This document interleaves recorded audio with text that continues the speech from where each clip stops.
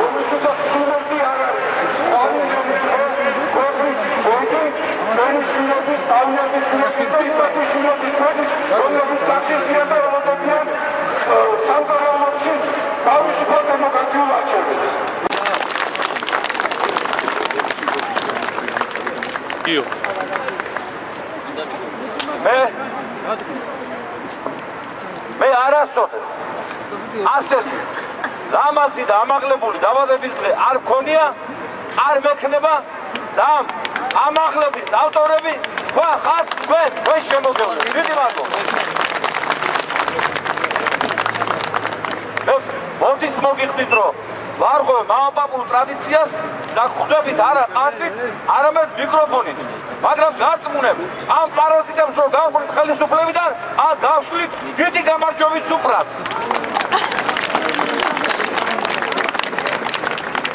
მეგობრებო, აი სწორედ ამ მოედნიდან ეროვნული მოძრაობის აღმავლობისას ბატონმა ზვიად გამსახურდიამ ეროვნულმა მოძრაობამ მიაღწია იმას, რომ არჩევნებამდე მოიგო არჩევნები.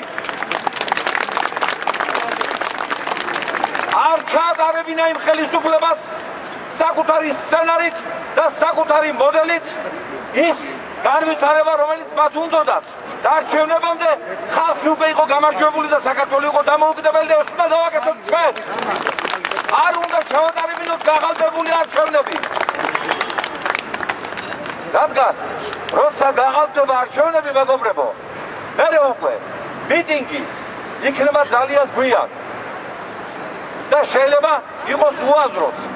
ამიტომ მე მინდა მოვუწოდო ყველა პოლიტიკურ ძალას, გარდანაც მოძრაობისა და მათი სატელიტებისა, დარწმუნებული ვარ ყველას თანაბრად ერთმანეთზე მაგრად უყვარს საქართველო, მაგრამ სხვადასხვანაირად წარმოუდგენია განვითარების გზები. ჩემო ძვირფასო მეგობრებო, კაბინეტებში ჯდომით და ნაცრის ქვექვით მივიღებთ გაღალბებულ არჩევნებს, გამოდით აქ.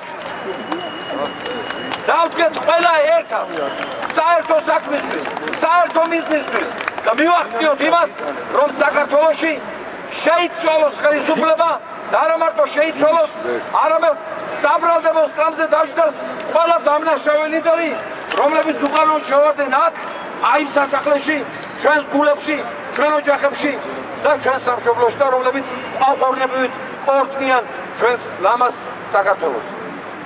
როდესაც საუბრობთ პასუხისმგებლობაზე, მეგობრებო, ის კი არ დევს ქვეცნობიერად, რომ მაინც სისხლით წყურია და გვინდა რომ ანგარიში ვინმეს გავუსწოროთ. სხვა თუ არა, ჩვენ ხო ვიცით რა ალალები ვართ, რა მიმტევებლები ვართ, რა ხანდახან გულუბრყვილობაში გადასული ურთიერთობის ტრადიციები მოვდევს და ბევრი ჩვენი პრობლემაც ამით არის გამოწვეული, ჩვენი მიმდობლობით, სიალალით, უანგარობით, სიჩუმეში გადასული უანგარობით.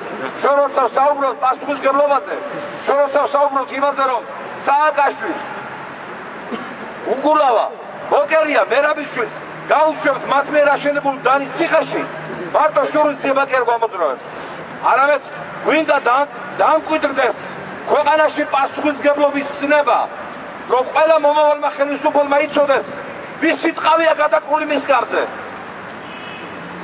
და შოსლოა წავიდეთ, გაიხსენეთ სამხრეთ კორეის ისტორია, როდესაც ეს ქვეყანა იყო განუვითარებელი, არადემოკრატიული, დიქტატორი ენაცვლებოდა, ბოლოს აიღეს კორეელებმა ორი დიქტატორი. როდეოდა ჩონდუხვანი ერთ დღეს გაასამართლეს სამუდამო პატიმრობით და დამთავრდა იმ ქვეყნის პრობლემები და ყველა წამოდგა ხელზე. იმიტომ რომ იგრძნო პოლიტიკურმა ელიტამ პასუხისმგებლობის სიმწვავე და პასუხისმგებლობის ძალა.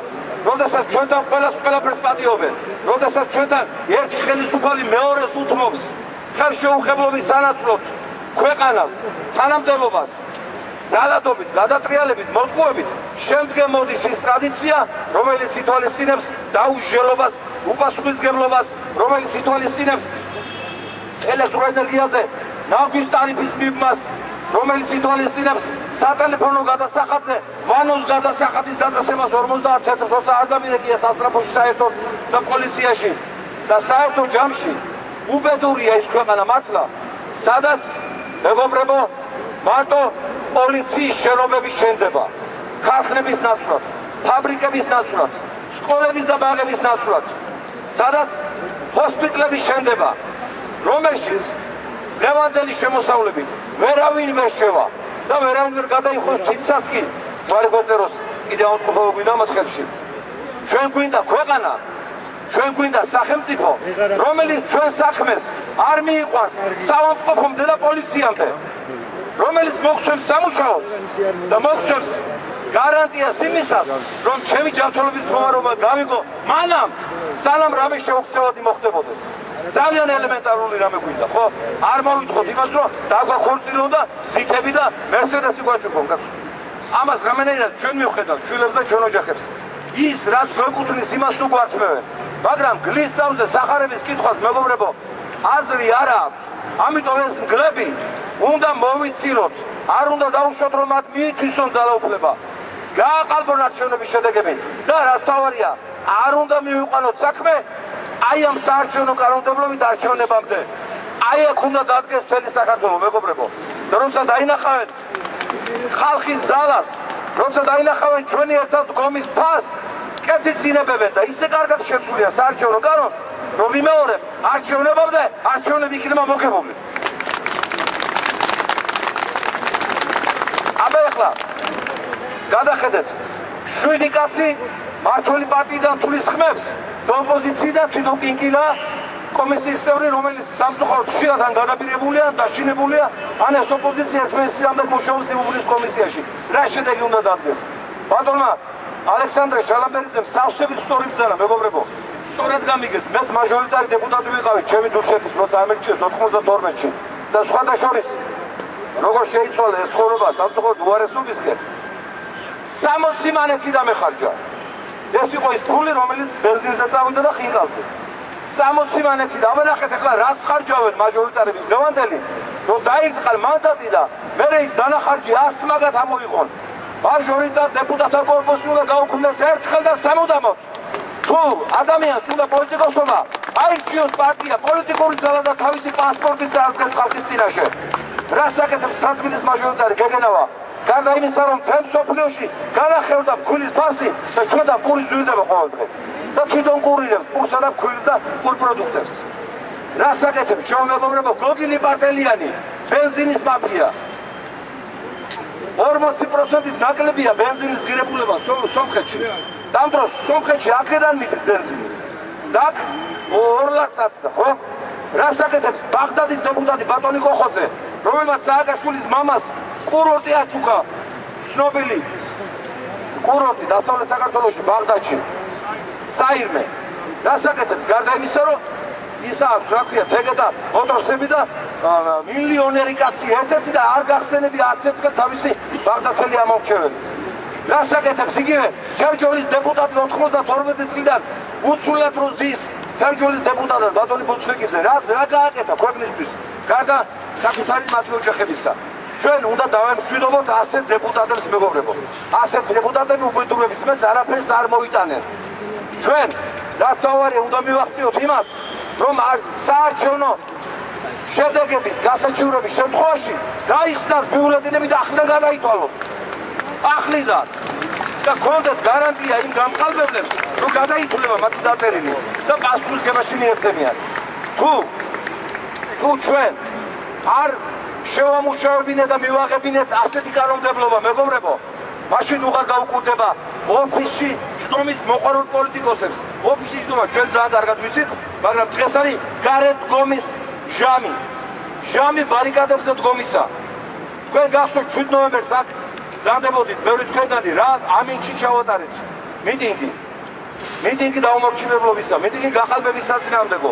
თქვენ გახსოვთ დაბადების დღე როგორ მიულოცეთ ბატონ პრეზიდენტს იქ ავლაბარში იმ სასახლეში, რომელიც ჩვენგან აღლეტილი ფულის ააშენა, რომელიც ააშენა ჩვენგან აღლეტილი ელექტროენერგიის გადასახადით, რომელიც ხის თეთრნახევარი და გვართმევს 18 და მე თვითონ გვაყვედრის და გვამადლის თავის თავს, რომ თურმე ასეთი ქვეყანა არავის არ აუშენებია. რა თქმა უნდა, ასეთი კაზემატი, ასეთი ოსვენციმი, ასეთი საკონცენტრაციო ბანაკი არც ერთ სახელმწიფოს, არც ერთ ლიდერს არ აუშენებია. ეს სატრება ხო ნამდვილად. მაგრამ უკუღმა დაგებით.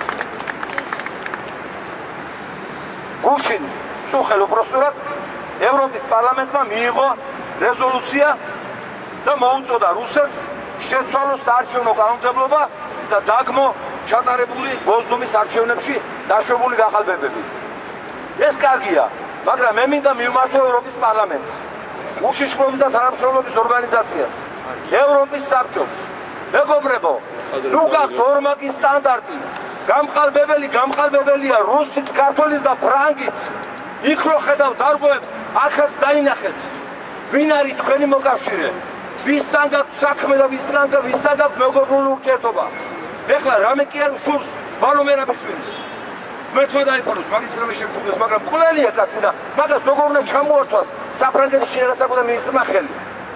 როგორ შეიძლება პატიმრების მწამებელ და მკვლელ ახალაიას ხელი ჩამოართვას ბრიტანეთის თავდაცვის მინისტრმა? სირცხვილი არ არის ხალხო? როგორ შეიძლება გერმანიის კულტურის მინისტრი კოლეგობას უწევდეს უამრავი ადამიანის კვლელ რურუას? ეს ხდება რუსთაველის ქვეყანაში, ილიას, ბაჟას, გალაქტიონის ქვეყანაში, ზვიადის, მერაბის ქვეყანაში. და ეს უნდა დავამთავროთ.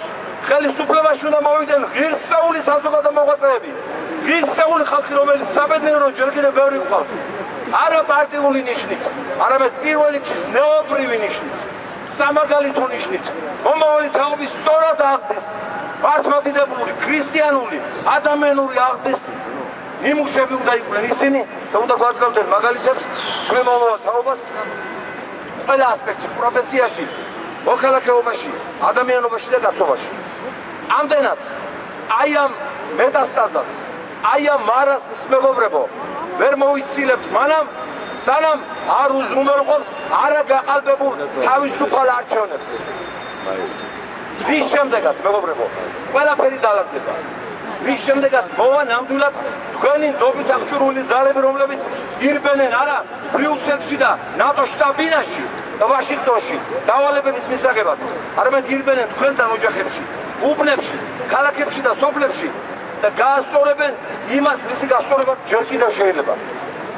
ძალები, რომლებიც დაამთავრებენ ჩვენი სამშობლოს კოლონიურ მდგომარეობას, არ შეიძლება აღმაშენებლის, თამარ მეფის, გორგასალის ქვეყანა მითითებებს ღებულობდეს იმ სახელმწიფოებიდან, რომელთა ასაკის ხელა ცაცვის ხევი ჩვენ ეზოებში გვიდგა.